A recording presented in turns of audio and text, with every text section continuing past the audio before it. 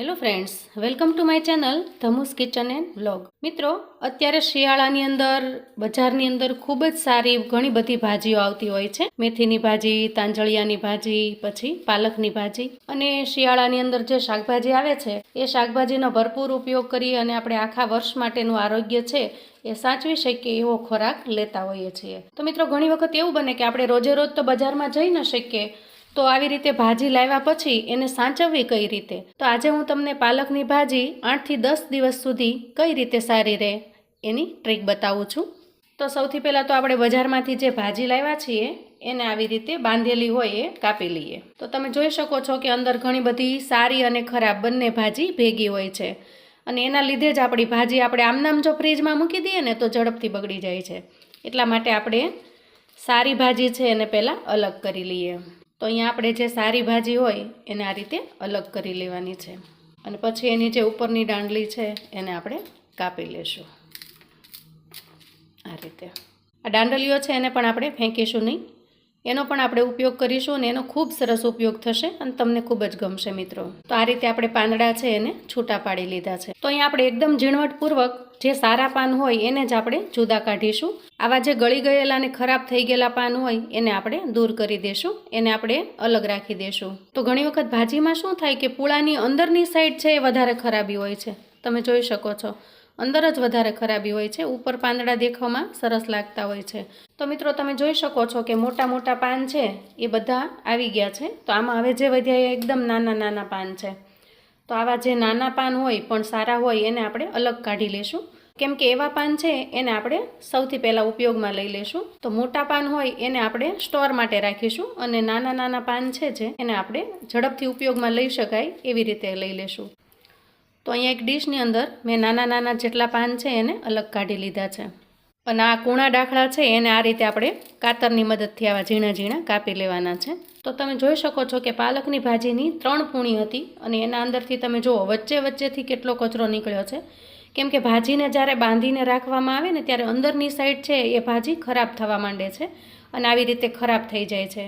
તો એ પછી ધીરે ધીરે બધા જ પાંદડાને બગાડી નાખે છે. એટલા માટે આપણે સૌથી પહેલાં તો ભાજી છે એને છૂટી કરી લીધી છે અને આ જે વધારાનો કચરો છે એને હવે આપણે ફેંકી દેવાનો છે. તો આપણે પાલકની ભાજીની જે કાંઈ વસ્તુ બનાવી છે એમાં સૌથી પહેલાં જે આ નાના નાના પાંદડા છે એને વાપરી લેવાના છે. સ્ટોરેજ માટે આપણે મોટા પાંદડા છે એને અલગ રાખ્યા છે. તો અહીંયા મેં મોટા પાંદડા છે એને અલગ કરી લીધા છે. તો તમે જોઈ શકો છો કે આમાં સહેજ પણ ખરાબી નથી અને એકદમ ચોખ્ખા છે આ બધા જ પાંદડા, એને આપણે અલગ કરી લીધા છે.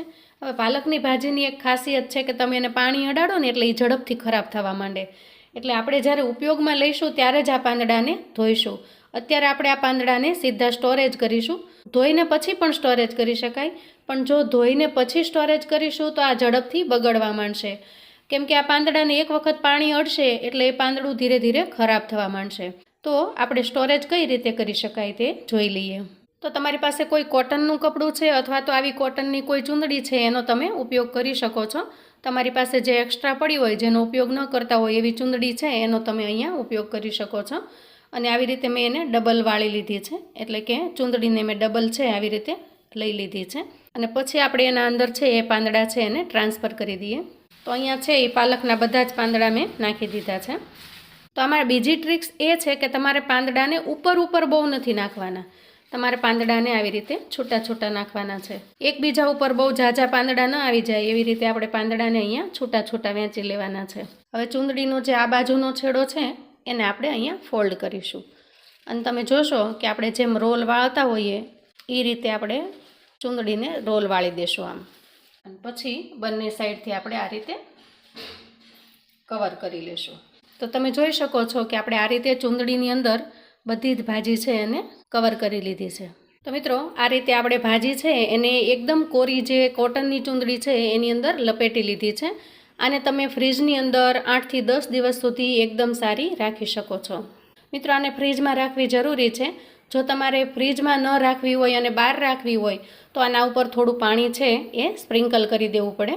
બહાર જો સામાન્ય તાપમાને પાણી સ્પ્રિંકલ કરી અને આપણે રાખવી હોય તો એ 2 થી 3 દિવસ સુધી સારી રહે છે. તો મિત્રો, ઉનાળાની અંદર પણ તમે જો આવી રીતે ભાજી લાવો તો એને સ્ટોરેજ કરી શકો છો.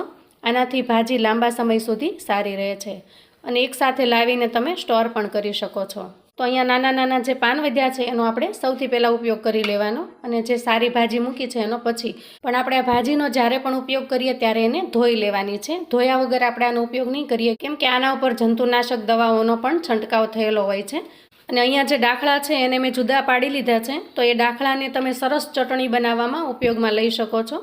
તો આના અંદર તમે કોથમીર, આદું, મરચાં, લસણ અને આ ડાખલા નાખી અને ચટણી બનાવશો તો એકદમ મસ્ત ચટણી બનીને તૈયાર થશે. તો મિત્રો, પાલકની ભાજીને લાંબા સમય સુધી સાચવી રાખવાની આ એકદમ યુઝફુલ ટિપ્સ ને ટ્રિક્સ છે.